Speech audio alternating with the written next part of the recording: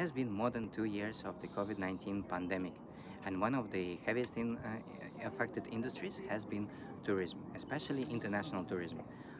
For many destinations, international arrivals stopped or have been heavily affected for at least a year. In Australia, even interstate travel was heavily regulated for almost 2 years, with the country fully reopened for interstate domestic travel only from the beginning of 2022. The recovery of tourism around the world has been really uneven. If we have a look at the United Nations World Tourism Organization's Tourism Recovery Tracker, we can see that the recovery from COVID-19 pandemic is yet to be achieved. And we also can see, however, that there is a rise in travel sentiment. So people actually want to travel, and there is a lot of evidence for the pent-up demand for travel. And most of these data has arrived in March or the June 2022. The summer in the Northern Hemisphere has demonstrated that there is a lot of demand to travel, and some of the cases of over-tourism are back after the pandemic. But we also can see that there are differences between regions in terms of how tourism has been affected, with Asia and the Pacific region being affected the most at the beginning of 2022, whereas other destinations around the world have reopened their international travel. Most destinations in Asia Pacific region were lagging behind in reopening.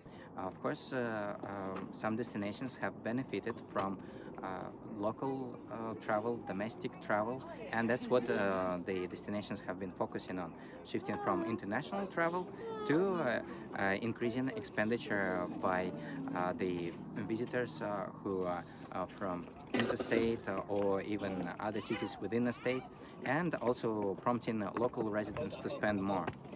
This also helps some destinations that may have not been very popular in the past to attract more visitors. Some travelers may stop and spend more time in destinations that they haven't been to for a while or haven't spent much time at recently.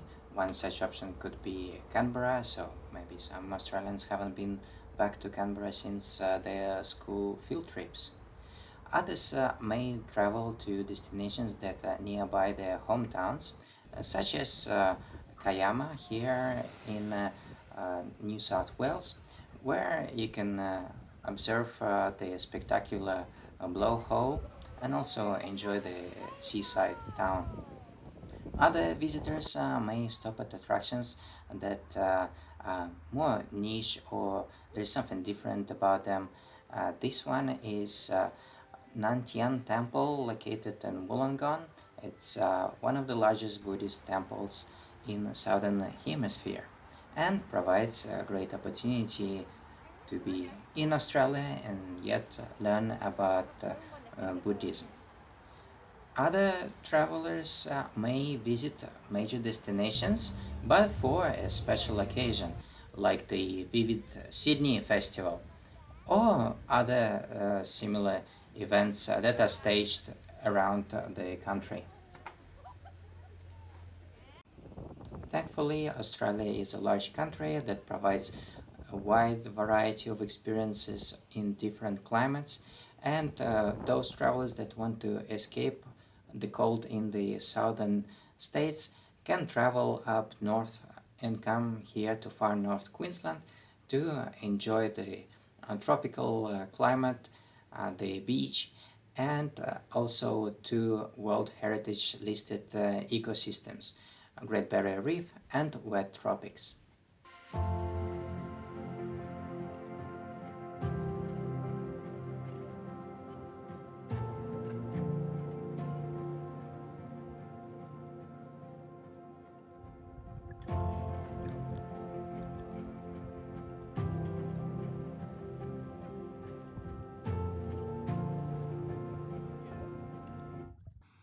In order to better understand Australian residents' sentiment towards tourism development, and also to understand what Australians would like tourism to look like in the future.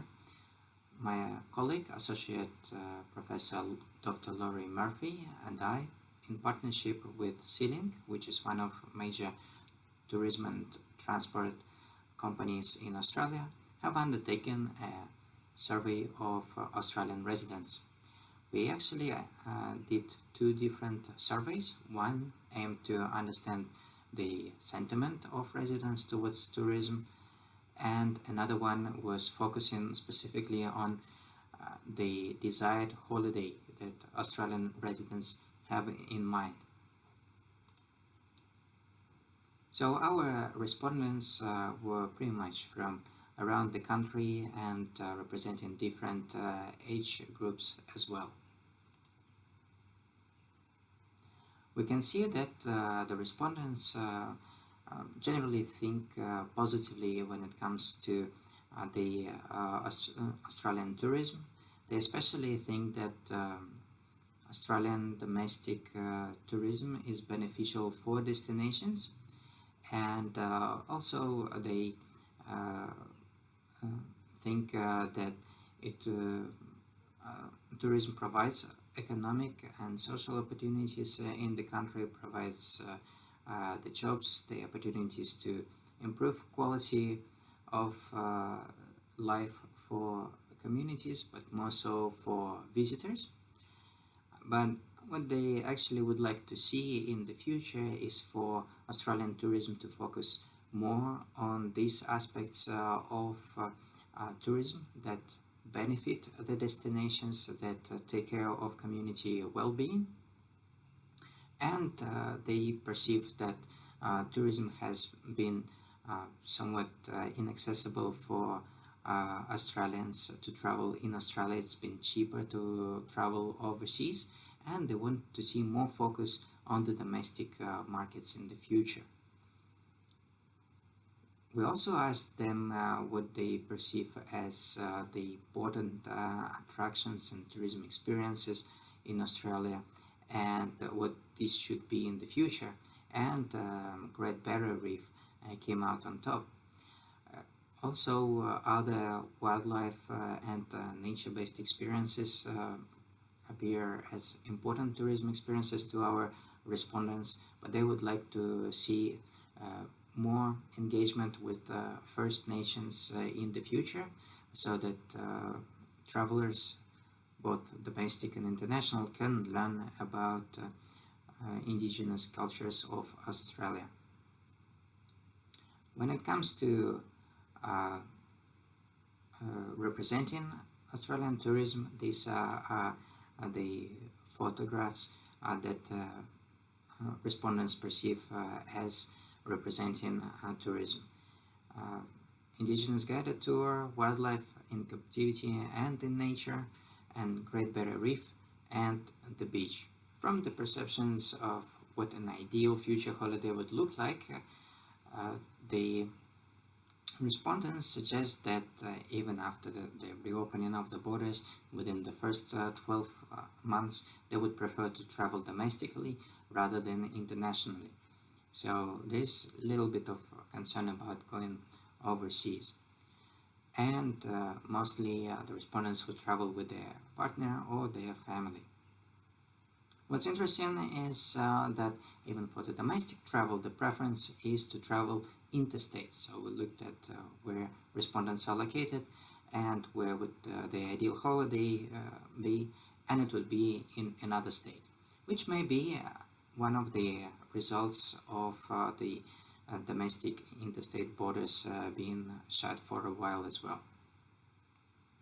Among the overseas destinations, Japan, New Zealand, and UK are some of the most popular responses. And these are quite common destinations for Australians, and as you can see, they would prefer to travel to destinations they've been before. Almost 2/3 of the respondents would like to travel somewhere they have visited before.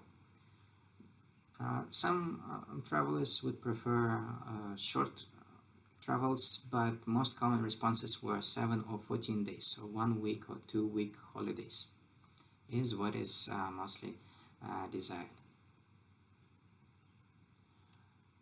They also are interested in visiting destinations with interesting nature and scenery. They want to feel safe and secure, but as one of the core motivations for travel, fun and escape are still there.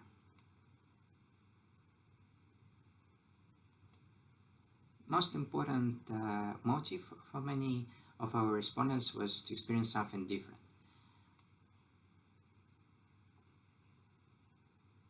But it is important that the place is safe and is pleasant and is a good value for money as well. We also asked for perceptions on sustainability of destinations and how it is important for respondents, and the priorities towards protecting natural environments and the wildlife species. But also visitors are interested in experiences that are authentic, and the cultural authenticity is as well important for our respondents. We also asked whether they would be willing to pay extra for a more sustainable tourist experience, and they responded that yes, they would prefer an sustainable travel experience and are ready to pay more. This willingness to pay questions need to be taken with a little bit of skepticism, because respondents tend to over promise how much they would like to spend on sustainable holidays. We're still uncertain about how the travel will recover in the future, as we see that in the Americas and in Europe the tourism industry is recovering much faster because they didn't have very strict regulations on travel. But in Asia Pacific the recovery is lagging behind, and there's a lot of uncertainty remains in the world about how tourism will develop in the future.